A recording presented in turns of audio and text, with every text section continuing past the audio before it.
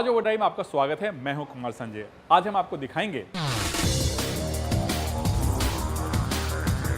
BYD की electric sports sedan car seal की test drive, 400 CC segment में best bike, traffic में गाड़ी की माइलेज कैसे बढ़ाएं और हमारे ऑटो एक्सपर्ट टूडे बताएंगे 10 लाख के बजट में कॉम्पैक्ट एसयूवी सेगमेंट में बेस्ट एसयूवी कौन सी है। अभी हाल में ही फिर से फेसलिफ्ट होके आया है और 1.2 लीटर इंजन के साथ 82 bhp निकालती है। इन दिनों इलेक्ट्रिक गाड़ियों की डिमांड काफ़ी तेज़ी से बढ़ रही है। ऐसे में आप कोई इलेक्ट्रिक स्पोर्ट्स सेडान कार खरीदने की सोच रहे हैं तो आज मैं आपके लिए लेकर आया हूँ BYD सील की टेस्ट ड्राइव। इसमें मैं आपको बताऊंगा कैसे ये टेस्ला की मॉडल 3 को टक्कर देने की क्षमता रखती है, साथ ही क्या ये स्पोर्ट्स कारों को स्पीड के मामले में टक्कर दे पाएगी।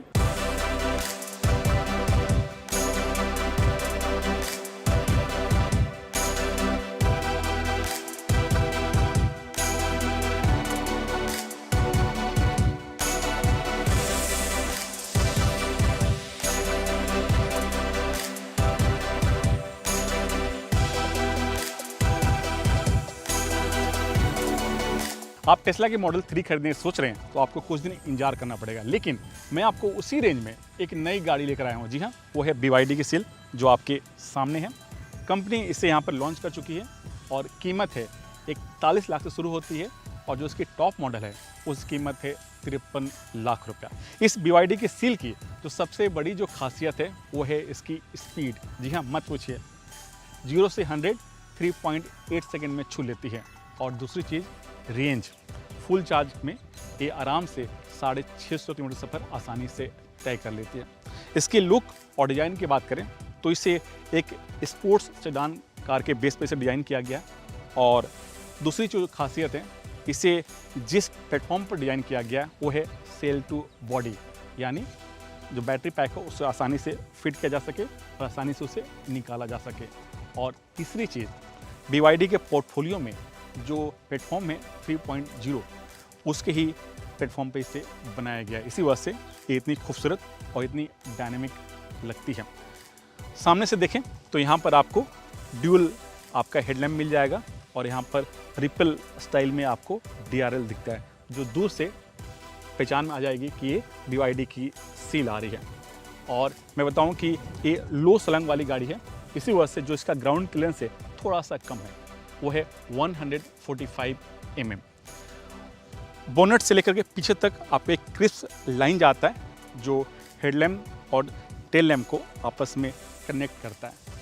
और जो इसका स्टाइलिंग के साथ मैं पूछूं कि इसके ऊपर सामने आप देख रहे हैं, ये आपका जो है वो है पैनोरामिक सनरूफ, यानी ए पिलर से लेकर के आपको C पिलर तक जाता है। काफ़ी ह्यूज है और बड़े साइज का दिया गया है, यानी आप अंदर बैठ करके आप आकाश का, चांदनी रात का आप लुत्फ उठा सकते हैं।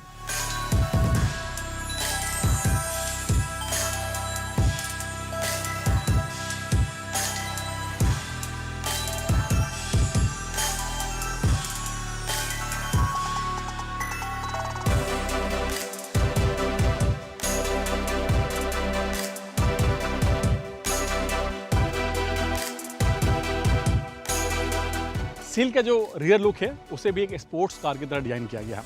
काफ़ी खूबसूरती के साथ इसे डिज़ाइन किया गया और आप गौर से देखेंगे तो इसे एक कूपे स्टाइल का शेप दिया गया है। और दूसरी चीज़, जो इसका टेल लैम्प का जो डिज़ाइन है, इसमें डॉट मैट्रिक्स LED लाइट का इस्तेमाल किया गया और इसमें कई छोटे छोटे LED लाइट दिए गए जो जब ब्रेक मारते हैं तो काफ़ी खूबसूरत से इसमें लाइट ब्लिंक होता है। और इसमें एक क्रिस्टल एक लाइन जाता है जो दोनों टेल लैम्प को आपस में जोड़ता है। और इस तरह का कॉमन डिज़ाइन आजकल सभी गाड़ियों में आपको देखने को मिल जाएगा। आपको बूट खोलना है, यहाँ पर प्रेस कीजिए और प्रेस खोलने के बाद यहाँ पर जो स्पेस मिलता है वो है करीब 400 लीटर, जबकि जो फ्रंट में जो आपका स्पेस मिलता है वो है, उसका साइज है 50 लीटर। और मैं बताऊं, जो उसका सीट दिया गया उससे आप 60-40 के रेशियो में खोल भी सकते हैं, यानी आपको इससे भी ज़्यादा स्पेस चाहिए तो आप सीट को फोल्ड करके आप इसमें ढेर सारा स्पेस बना सकते हैं। बंद करना है, आप इसे यहाँ पर बंद कर दीजिए और ये आपका बंद हो जाता है। और इस सील में एक और खासियत है, वो है व्हीकल टू लोड फीचर्स। जी हाँ, आपको अगर कुछ एक्सटर्नल लाइट चाहिए तो ये जो आपका सील है एक जनरेटर की तरह काम करता है। कुछ नहीं करना है, आपको यहाँ प्रेस करना है और यहाँ पर ये चार्जिंग पॉइंट खुल जाता है और यहाँ पर आप अपने उस पॉइंट को कनेक्ट करना है और कनेक्ट करने के बाद आप जो भी कोई डिवाइस इस्तेमाल करना चाहते हैं आप आसानी से इस्तेमाल कर सकते हैं। तो ये एक खासियत इस सील में है।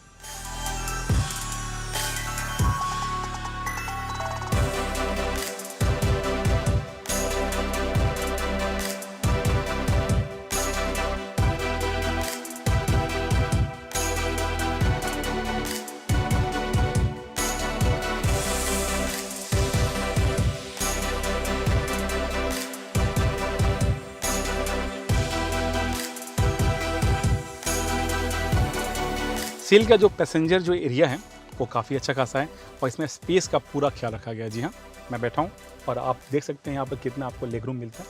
आप आराम से पैर आगे भी कर सकते हैं। थाई सपोर्ट जो है थोड़ा सा कम है और बेहतर होना चाहिए था। 2 लोग आराम से बैठ सकते हैं, वैसे तीसरा भी आदमी इसमें बैठ सकता है क्योंकि नीचे यहाँ पर फ्लैट रखा गया है क्योंकि ये इलेक्ट्रिक गाड़ी है, इसलिए यहाँ पर फ्लैट रहता है। और इसमें जो AC के वेंट्स यहाँ पर दिए गए हैं लेकिन टेम्परेचर कंट्रोल नहीं दिया गया है क्योंकि सील में आपको डुअल जोन ही AC मिलता है। इसमें कुछ उतना खास जो लग्जरी फीचर्स है उतना नहीं मिलता है जितना कि लोगों को उम्मीद है इस सील से। तो मैं इसमें जो पैसेंजर जो एरिया है उसमें जो लग्जरी जो फील आना चाहिए था वो इसमें आपको नहीं मिल रहा है।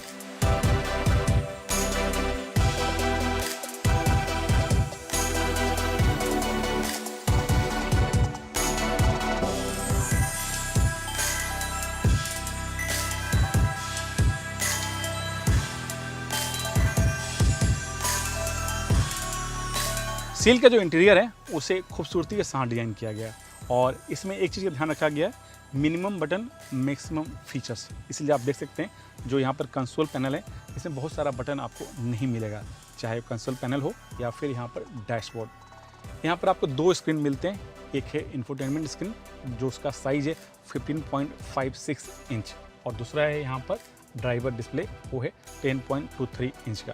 जो इंफोटेनमेंट स्क्रीन है उसको आप रोटेट कर सकते हैं। आप यहाँ पर टच कीजिए और ये वर्टिकल शेप में हो जाता है। रोटेट करना है आपको, हॉरिजॉन्टल शेप करना है, यहाँ पर प्रेस टच कीजिए और ये हॉरिजॉन्टल शेप में हो जाता है। यहाँ पर आपका सारा कंट्रोल दिया गया, चाहे वो ड्राइव मोड हो या फिर स्टार्ट स्टॉप, पार्किंग का बटन, वॉल्यूम का बटन यहीं पर दिया गया और यहाँ पर क्रिस्टल शेप में आपको जो गियर नॉब है जो काफ़ी खूबसूरत है और स्लिम रखा गया है।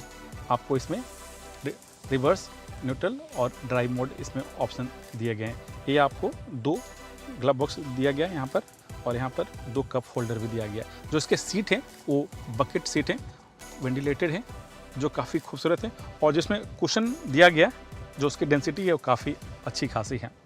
और एक चीज़ और बताऊँगा, जो इसका स्टीयरिंग व्हील है वो फ्लैट बॉटम है, जो अक्सर जो स्पोर्ट्स कार में होता है वो यहाँ पर आपको मिलता है। लेकिन सील की हैंडलिंग कैसी है, परफॉर्मेंस कैसी है और रेंज कितना है, चलिए मेरे साथ इसके ड्राइव पर।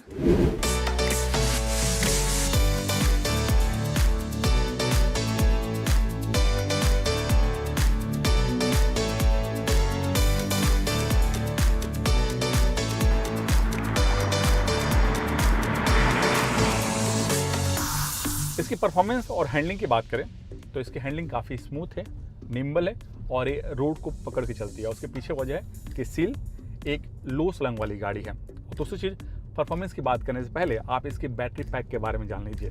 तो इसमें 2 बैटरी पैक का ऑप्शन मिलता है। पहला है 61.4 किलोवाट का जिसकी रेंज काफ़ी अच्छी है, 510 किलोमीटर, और जो टॉप मॉडल है यानी प्रीमियम और परफॉर्मेंस उसमें आपको 82.5 किलोवाट का बैटरी पैक मिलता है। इसी वजह से उसकी रेंज थोड़ी सी ज़्यादा है।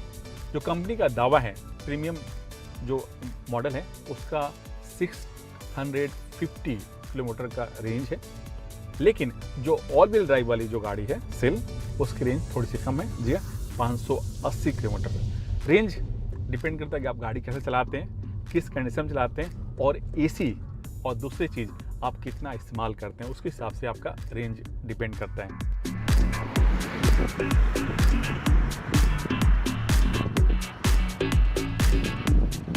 सील में रियर व्हील और ऑल व्हील दोनों का ऑप्शन मिलता है। जो मैं गाड़ी चला रहा हूँ वो है ऑल व्हील ड्राइव वाली, इसी वजह से इसमें 2 मोटर लगे हुए हैं, फ्रंट व्हील में और रियर व्हील में, और दोनों मोटर आपस में तालमेल मिला के काम करते हैं।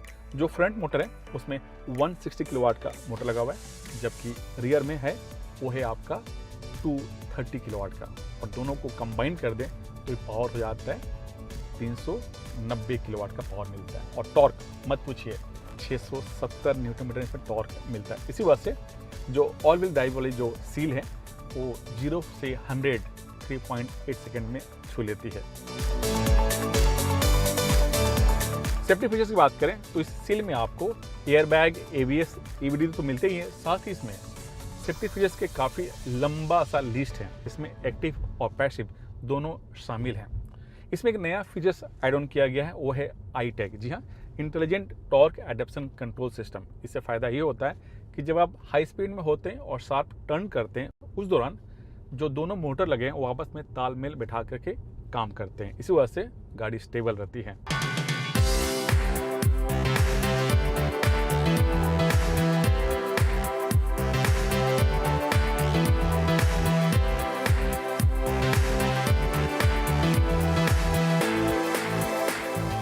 इसका जो सस्पेंशन है वो थोड़ा सा स्टीफ है, और इसके पीछे वजह है कि ये लो स्लंग वाली गाड़ी है, और जो इसका ग्राउंड क्लियरेंस मिलता है वो है 145 mm, यानी भारतीय सड़क के लिहाज से थोड़ा सा इसका ग्राउंड क्लियरेंस और बेहतर होना चाहिए था।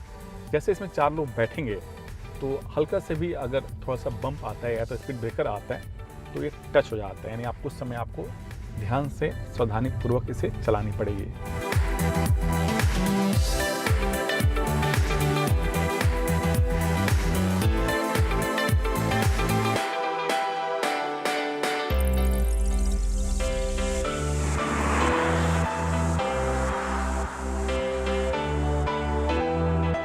सील का सीधा मुकाबला टेस्ला की जो मॉडल 3 है उससे है, लेकिन इंडिया में जिस प्राइस ब्रैकेट में गाड़ी लॉन्च हुई है उसके लिहाज से देखें तो इसका सीधा मुकाबला हुंडई की आयोनिक 5 और किया की EV6 जैसी गाड़ियों से है।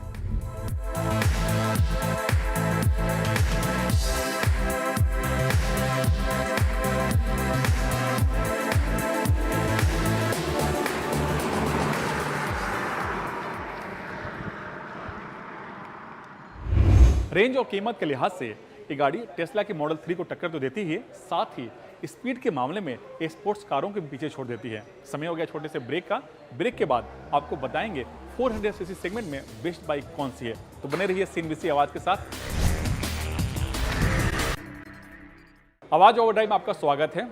अगर आप एक पावरफुल 2 व्हीलर मशीन खरीदने की सोच रहे हैं तो आज मैं आपके लिए लेकर आया हूँ 400 सीसी सेगमेंट की कुछ बेहतरीन बाइक्स, जो स्टाइलिश तो हैं ही, साथ ही पावरफुल भी हैं। लेकिन इनमें से कौन सी बाइक आपके बजट में फिट बैठती है, जानने के लिए देखिए स्टोरी मेरे साथ।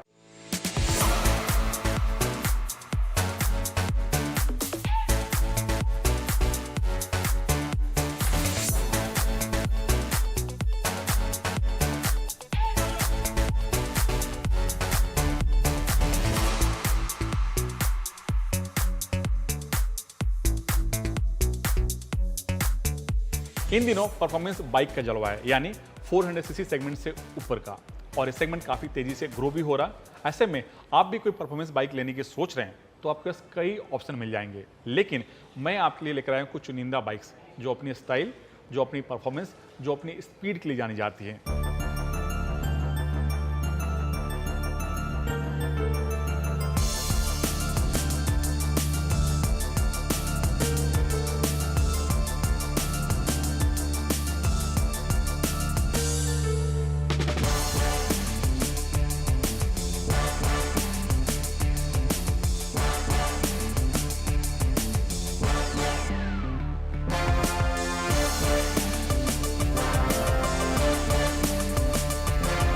जो पहला नाम है वो है KTM 390 ड्यूक का, और ये बाइक जब से लॉन्च हुई थी तब से लेकर आज तक परफॉर्मेंस बाइक चाहने वालों की पहली पसंदीदा बाइक है। और इसके पीछे वजह है इसकी बिल्ड क्वालिटी, इसकी परफॉर्मेंस, इसकी स्पीड, और इसमें जो सेफ्टी फीचर्स दिए गए हैं इस सेगमेंट की तमाम बाइक्स में आपको नहीं मिलेंगे। इसी वजह से ये सबकी पसंदीदा बाइक है। इसमें जो इंजन लगा है वो है 400 सीसी का सिंगल सिलेंडर, और जो पावर आउटपुट है वो है 46 bhp, माइलेज 28 किलोमीटर। और दूसरी चीज़ कि इसमें जो ग्राउंड क्लियरेंस मिलता है वो है 183 mm का। प्राइस की बात करें तो जो KTM 390 ड्यूक की जो प्राइस है वो है 3,10,000 रुपया।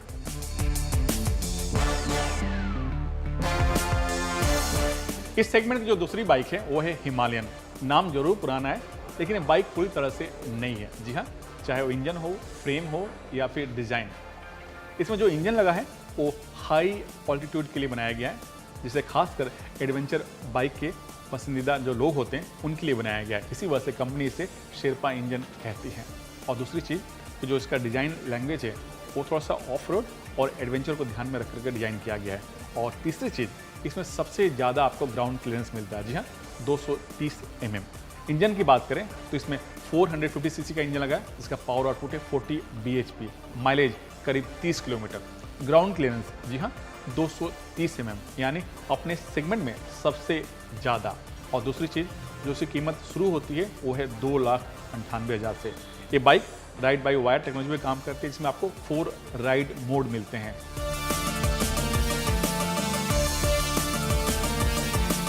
इस सेगमेंट की जो तीसरी बाइक है वो हार्ली डेविडसन की X440 है, जो अपनी बिल्ड क्वालिटी, ब्रांड इमेज और दूसरी चीज़ अपनी कम कीमत के लिए जानी जाती है, क्योंकि हार्ली डेविडसन के पोर्टफोलियो में सबसे सस्ती हार्ली की बाइक है।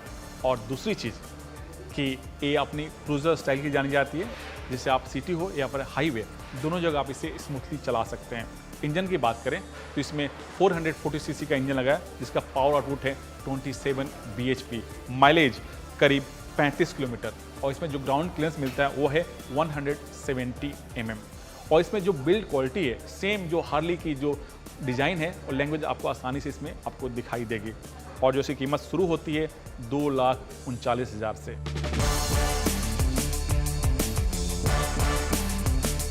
इस सेगमेंट की जो चौथी बाइक है वो है हीरो की मैवरिक 440। जी हाँ, इसे सेम हार्ली के प्लेटफॉर्म पर बनाया गया है, यहाँ तक कि इंजन भी सेम है। फ़र्क है तो कुछ डिज़ाइन का, कुछ कंपोनेंट का और दूसरी चीज़ बैजिंग का, क्योंकि इसमें हीरो का बैजिंग लगा हुआ है। लेकिन इसकी परफॉर्मेंस, बिल्ड क्वालिटी सब कुछ सेम है जो हार्ली की X440 में मिलता है। इंजन की बात करें तो इसमें भी सेम इंजन लगा है, 440 cc का, पावर आउटपुट 27 bhp और माइलेज भी सेम है 35 लीटर पर किलोमीटर। लेकिन जो इसका ग्राउंड क्लियरेंस है वो थोड़ा सा ज़्यादा है हार्ली X440 से। इसमें आपको 175 mm का ग्राउंड क्लियरेंस मिलता है। और जो सबसे अहम बात है वो है कीमत। इसकी जो कीमत है वो शुरू होती है 1,99,000 से।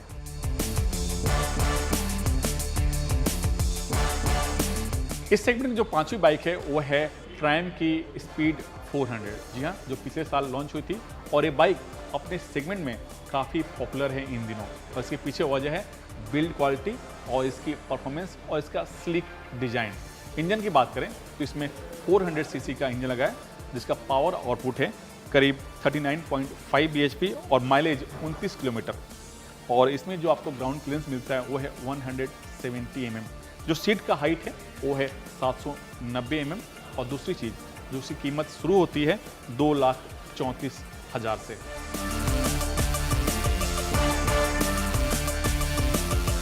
परफॉर्मेंस बाइक सेगमेंट में हमारे लिस्ट में जो छठी बाइक है वो है अप्रिलिया RS 457।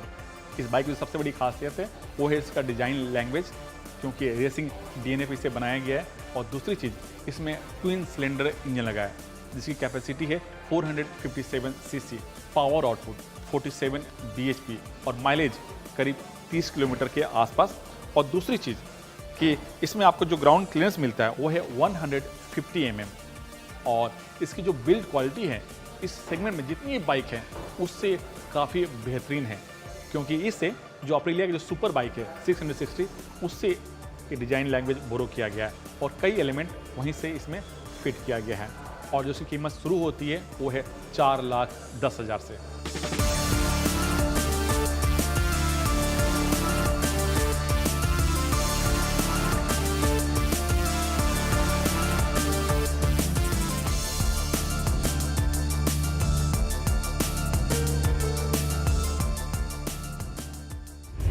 अब रुक करते हैं ऑटो जगत की तमाम खबरों की तरफ। देखते हैं ऑटो इंडस्ट्री में क्या हलचल हो रहे हैं।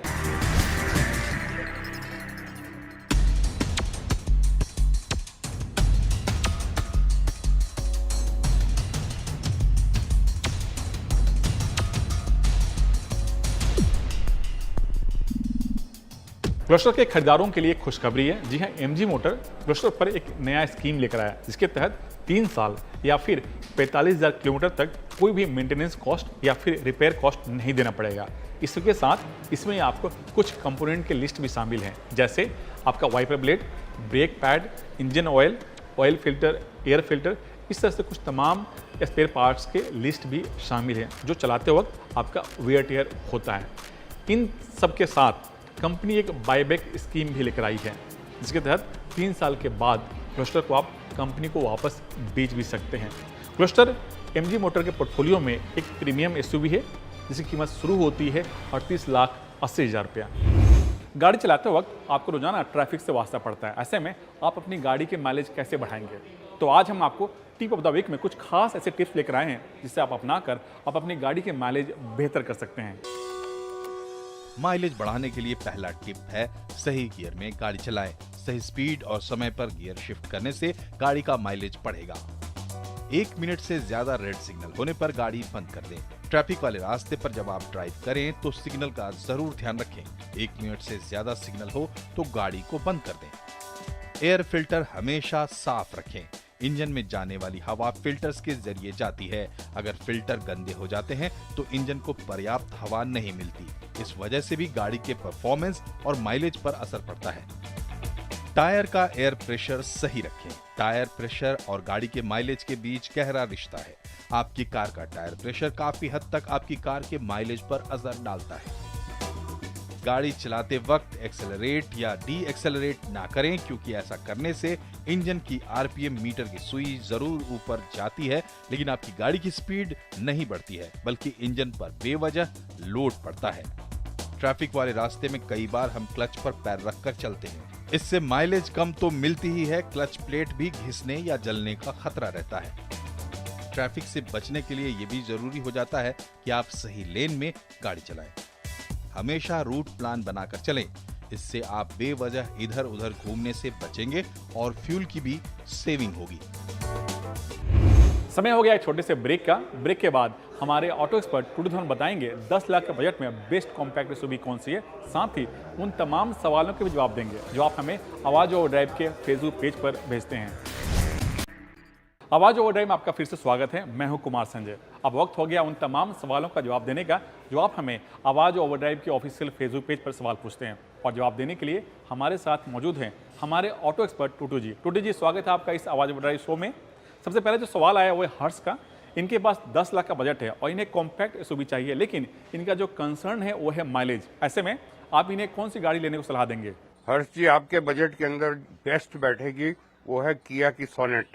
अभी हाल में ही फिर से फ्रेश फेसलिफ्ट होके आया है और उस 1.2 लीटर इंजन के साथ 82 bhp निकालती है। 18 किलोमीटर का फ्यूल एवरेज का दावा है और आपको 3 इंजन ऑप्शंस मिलती हैं, बट ये आपको जो मैं बता रहा हूँ 1.2 litre petrol is the most usable, economical and with in your budget. Otherwise इसके अंदर टर्बो इंजन भी है और डीजल इंजन भी है which will go beyond your budget. Automatic transmission and manual transmission दोनों की ऑप्शंस हैं। प्लस ऑफ कोर्स स्मार्टफोन के साथ आप उसको ऑपरेट कर सकते हैं विद ऑल योर फीचर्स, उसके ऊपर आ जाएंगे। दूसरा सवाल सचिन का है। ये जानना चाहते हैं कि टाटा की टियागो, वैगन आर और हुंडई की ग्रैंड i10 इन तीनों में से कौन सी गाड़ी लेनी चाहिए? सचिन जी, बेस्ट ऑप्शन है इसके अंदर जो 3 आपने रिकमेंड कर रहे हैं वो है i10 ग्रैंड। उसके अंदर एक तो it is a very attractive vehicle and plus it is full of features और 1.2 लीटर इंजन के साथ 83 bhp निकालती है। 18 किलोमीटर या फ्यूल एवरेज का दावा है और सीएनजी और एएमटी दोनों की ऑप्शन मिलती है। प्राइस बहुत बढ़िया है। It starts at 592, almost 6 lakh rupees, goes up to 8.5 and with of course Hyundai's after sale service which is second to none. तो उम्मीद करते हैं आपके उन तमाम सवालों के जवाब मिल गए होंगे जो आप हमें आवाज ओवर ड्राइव के ऑफिशियल फेसबुक पेज पर सवाल पूछते हैं। टाइम टू से गुड बाय, लेकिन गाड़ी चलाते समय फोन पर बात ना करें। नमस्कार।